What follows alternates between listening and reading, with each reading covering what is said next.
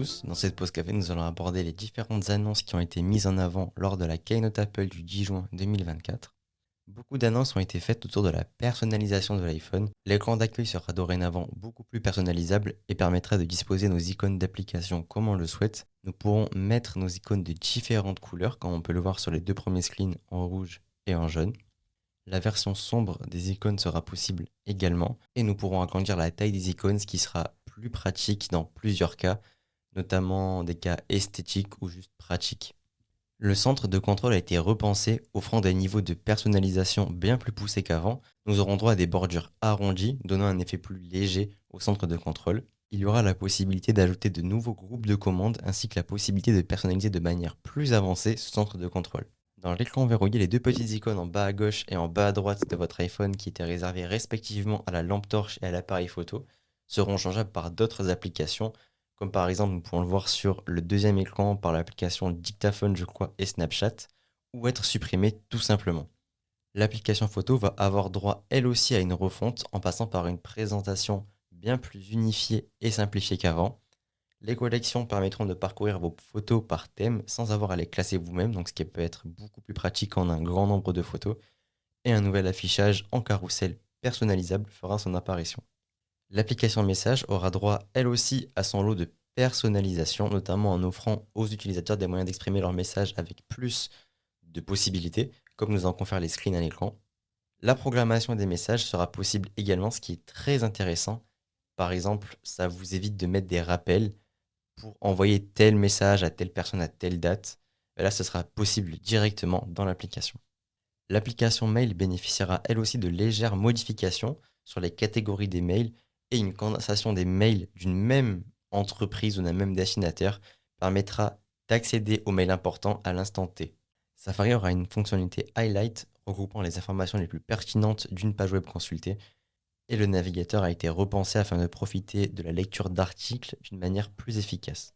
Apple a annoncé qu'il sera possible de masquer et verrouiller l'utilisation de certaines applications lorsqu'un utilisateur partage son appareil de manière physique à un autre utilisateur, ce qui est pratique dans beaucoup de cas. Par exemple, lorsque vous donnez votre iPhone à votre enfant pour qu'il s'amuse sur un jeu mobile, avec cette fonctionnalité, ça vous évite qu'il appuie sur telle ou telle application et fasse des bêtises sur votre appareil.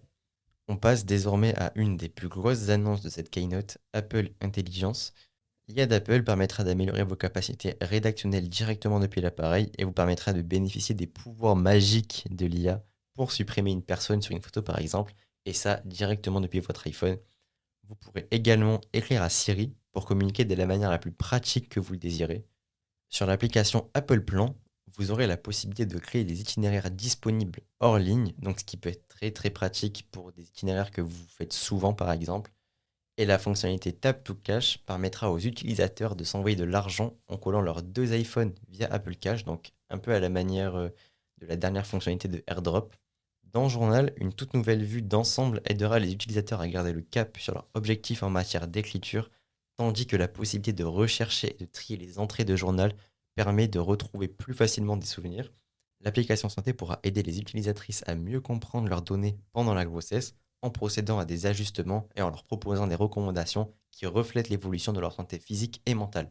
Les utilisateurs bénéficieront de nouveaux modes de paiement avec Apple Pay, notamment la possibilité d'utiliser des bons et de profiter de paiements échelonnés auprès de l'établissement émetteur de la carte bancaire.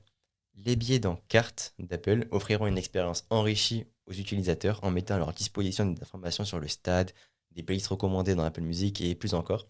Dans l'application Notes, les formules et équations inscrites pendant la saisie seront instantanément résolues avec MathNote, une nouvelle fonctionnalité. L'application Maison inaugurera l'accès invité qui permettra aux utilisateurs d'autoriser facilement leur invité à contrôler certains accessoires domotiques, de définir des horaires pour l'accès des invités au domicile et plus encore. Donc c'est une nouvelle fonctionnalité qui peut paraître un peu flippante pour certains et pratique pour d'autres. Je vous laisse en juger. iOS 18 sera disponible cet automne sous forme de mise à jour logicielle gratuite pour l'iPhone X, S et les modèles ultérieurs, comme en témoigne cette longue liste. Mais Apple Intelligence, quant à lui, sera disponible sous forme de version bêta sur l'iPhone 15 Pro, l'iPhone 15 Pro Max, ainsi que sur les iPads et Mac équipés d'une puce M1 ou modèle ultérieur, avec la langue de Siri et celle de l'appareil réglée sur anglais. dans le cadre de la sortie d'iOS 18, d'iPadOS 18 et de macOS Sequoia cet automne. Donc il faudra patienter pour les détenteurs de modèles antérieurs à l'iPhone 15 Pro ou qui n'ont tout simplement pas les autres appareils Apple concernés. Je vous remercie d'avoir écouté cette pause café. N'hésitez pas à me donner votre avis sur les différentes fonctionnalités qui ont été annoncées et je vous souhaite une bonne journée.